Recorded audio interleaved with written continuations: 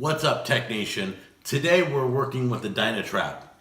My in-laws bought one of these and it works perfect by the pool. So we thought we would try it in our backyard. So Tammy's gonna put this together.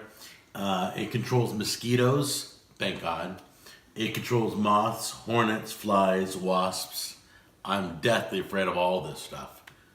Anything that flies and bites you, pretty much. So we're gonna put this together. We're gonna try it for 24 hours. It's supposed to pull the bugs in, and we will show you how it works. Okay, it looks like we're gonna be using UV lights, and a fan is going to pull down the bugs and capture them. They will not be able to get out.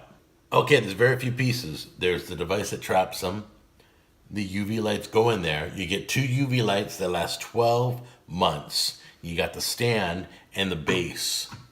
So we're gonna read the directions, put it together, and bring you outside right now. I know you can't hear it, but the light is on and the fan is on.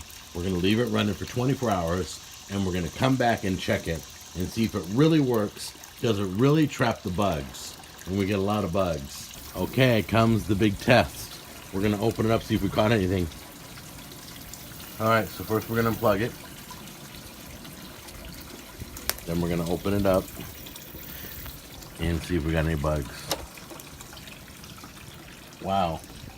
Yeah, you can see a lot of the bugs flew away. We did trap a lot of bugs, as you saw them in there up close.